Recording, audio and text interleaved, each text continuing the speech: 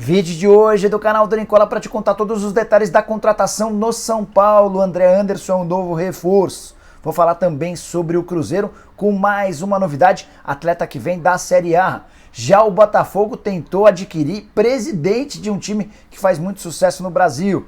Falo ainda sobre as estreias de Fluminense e Santos, o empate do Flamengo contra o Atlético Goianiense, as últimas do mercado você não perde por esperar. Antes, deixa eu só me apresentar, sou Jorge Nicola, jornalista esportivo e dono desse canal no YouTube com quase 1.200.000 inscritos, com um único objetivo, deixar você o cara mais bem informado quando o assunto é futebol, beleza? Bom, bora começar esse vídeo contando que ele tem um oferecimento de sportbetbr.com, casa de apostas esportivas que tem um grande Milton Neves como embaixador, e na Sportbet BR, nesse domingo você vai ter boas opções para ganhar. No Campeonato Brasileiro serão 6 partidas, separei 3 delas. Atlético Mineiro e Internacional, vitória do Galo pagando R$ 1,40. Já Botafogo e Corinthians, vitória do Botafogo paga R$ 3,09. Para fechar tem São Paulo e Atlético Paranaense, o jogo no Morumbi, e em caso de empate, R$ 3,25 para cada real apostado. Para não ficar fora dessa, é só pegar o link da sportbetbr.com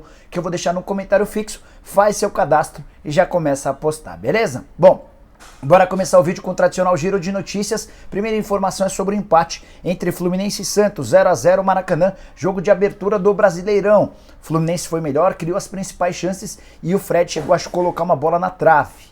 O Santos criou muito pouco, mas pelo menos voltou do Rio de Janeiro com um pontinho. Também pelo Campeonato Brasileiro, daqui a pouco eu falo a respeito de Atlético Goianiense e Flamengo. Antes quero falar sobre Série B. O Grêmio estreou, o Grêmio é o grande favorito ao título e só empatou em 0-0 com a Ponte Preta no Moisés Lucarelli. É bem verdade que o Grêmio teve um pênalti a seu favor, mas o Lucas Silva acabou desperdiçando. Para completar, bora falar sobre a Portuguesa, que está na final do Paulista da Série A2 e já conhece seu adversário. Luz à Tarde empatou com o Rio Claro 1-1, garantiu a classificação porque havia vencido em Rio Claro, e vai ter na grande decisão da Série A2 o São Bento, que esteve perdendo do Oeste em casa por 2-0, empatou 2-2, que esteve perdendo em Barueri para o Oeste por 1-0 e empatou aos 51 do segundo tempo. Na decisão por pênalti, Zé Carlos pegou 3 penalidades que colocaram o São Bento na primeira divisão do futebol paulista e também na decisão com a Portuguesa. Jogos marcados para o meio de semana em Sorocaba e no final de semana no Canindé. Para fechar, antes de a gente ir para as notícias de fato, fechar o giro, obviamente, né? Contar que o PSG fez 6-1 em um time chamado Clermont, campeonato francês, vitória com 3 gols de Mbappé e 3 gols do Neymar, hat-trick para 2 jogadores numa mesma partida não é muito comum. Vitória que colocou o PSG ainda mais folgado na liderança, são 71 pontos com 12 de vantagem para o Rennes e também para o Olympique de Marseille. O Messi não marcou gols, mas também deu 3 assistências, então foi o dia dos astros do PSG fazerem 3. Alguns gols, outros assistências. Bora falar sobre as notícias de fato, começando com o Flamengo, que ficou num empate 1-1 com o Atlético Goianiense.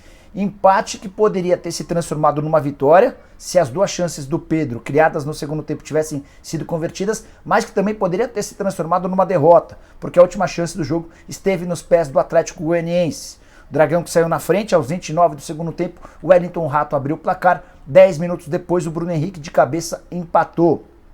O Fla fez 6 jogos na temporada contra times da primeira divisão e segue com apenas uma vitória. Uma vitória, 3 empates e 2 derrotas, 7 gols a favor, 8 gols contra. O aproveitamento de pontos é de apenas 33%. Paulo Souza segue muito cornetado, vi nas redes sociais que as críticas ao português são gigantes. Para completar, na saída do jogo, o Bruno Henrique foi entrevistado e disse o seguinte a respeito de toda a confusão: o Flamengo é maior do que qualquer um. A gente não está aqui para fazer panela ou qualquer atitude desrespeitosa com o Paulo.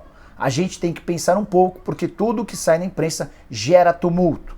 Depois ele foi perguntado a respeito de um possível atraso, porque ele também foi vítima de cornetadas, e o Bruno Henrique assegurou que desde o Jorge Jesus nunca chegou atrasado aos treinos do Flamengo, pelo contrário, tem se apresentado com 1 hora de antecedência. Você curtiu o jogo do Flamengo? Use o espaço para comentários para deixar sua opinião, beleza? Bora falar agora sobre o Cruzeiro, que acertou nesse sábado mais um reforço.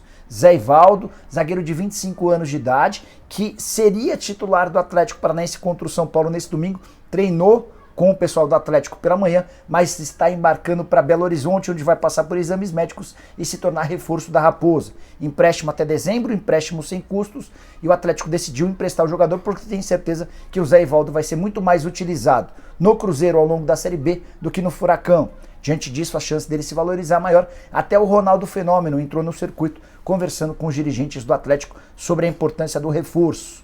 Zé, que na atual temporada tem 5 partidas, não são grandes números. Na temporada passada ele havia jogado 50 vezes. Bora falar agora sobre o Botafogo, que é o grande assunto quando falamos sobre contratações, mas essa é inusitada. O Botafogo tentou contratar o presidente do Fortaleza, o Marcelo Paz. E a revelação foi feita pelo próprio Marcelo Paz em uma entrevista à CBN. De acordo com o Marcelo, o pessoal do Botafogo procurou para que ele se transformasse no CEO do clube. Ele substituiria o Jorge Braga, que segue como CEO antes mesmo da chegada do John Textor. Também, de acordo com o Marcelo Paz, o salário era bem bom. Dá uma olhada na frase, abre aspas. A primeira frase é a seguinte: era salário de centroavante bom da Série A. Fiquei curioso para saber, 300, 400, 500 mil reais por mês? Apesar das cifras bem altas, o Marcelo Paz decidiu permanecer no Fortaleza. A justificativa vem agora, abre aspas. Convenci o Vojvoda a ficar e aí eu saio? Não tinha lógica. Fiquei feliz, é um reconhecimento do trabalho, uma proposta excepcional do ponto de vista financeiro, mas eu nem balancei pelo compromisso com o clube e também com os torcedores que me elegeram. Acho que o Marcelo Paz fez certo e acho que o Botafogo fez ainda mais certo ao tentar a contratação do Marcelo Paz, excelente presidente do clube, cara com muita visão, responsável pela transformação do Fortaleza em um dos clubes sensação do futebol brasileiro. Bora falar agora sobre o Corinthians, que prepara para segunda-feira o anúncio de mais um reforço. Trata-se do Rafael Ramos, lateral direito de 27 anos. Está fechado já há alguns dias. Cheguei a cravar essa informação para vocês. O que separa o Corinthians do anúncio é a divulgação ou a confirmação do visto temporário de trabalho. Esse pedido já foi feito ao Ministério do Trabalho. Timão imagina, depois de ouvir o pessoal do Ministério do Trabalho, que essa aprovação chega na segunda-feira. A partir daí o Corinthians está liberado para fazer seu anúncio. Detalhe importante, janela de inscrições fecha na terça-feira. Então, Timão corre para que esse processo não cause qualquer problema e o Rafael Ramos deixe de ser inscrito.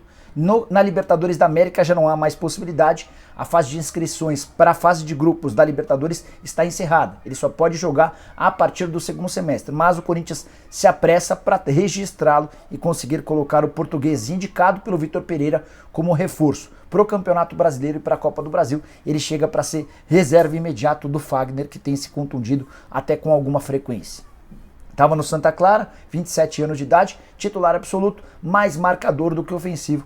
É uma opção, uma alternativa para ter um jogador mais físico e para que o Corinthians não precise depender tanto do João Pedro, que já ficou bem claro que não tem capacidade para jogar com a camisa do Timão.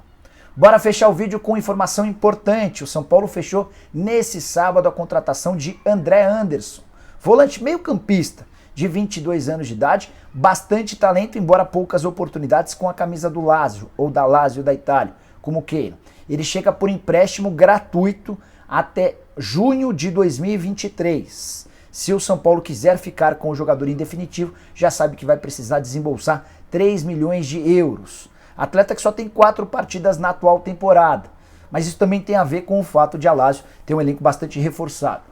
A expectativa no São Paulo é de que o André tenha mais sequência de jogo e possa mostrar sua capacidade. Volante do tipo moderno, que faz o box-to-box, vai buscar a bola dentro da área, leva até a área adversária, também tem muita qualidade na marcação, no momento sem bola.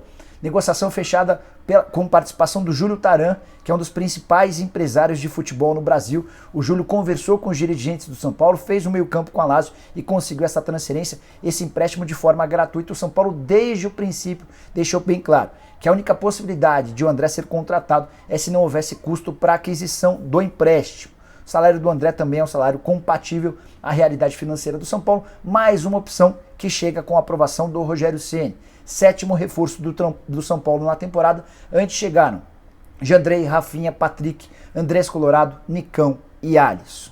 Para fechar, contar que o São Paulo enfrenta nesse domingo o Atlético Paranaense. Ainda não há tempo hábil para que o André Anderson seja escalado. Ele deve ficar para as próximas rodadas do Campeonato Brasileiro. 3 milhões de euros hoje equivalem a 15 milhões e 300 mil reais. É isso que o Tricolor terá de desembolsar para ficar com o André Anderson em definitivo. Ouvi de uma pessoa envolvida nas negociações que o acordo já foi fechado nesse sábado, inclusive já a assinatura do André Anderson, novo reforço do Tricolor. E você curtiu o vídeo? Esquece de deixar like, de se inscrever no canal, aquela coisa toda. Se inscreve também no nosso canal de cortes, fechou? Abraço, tchau!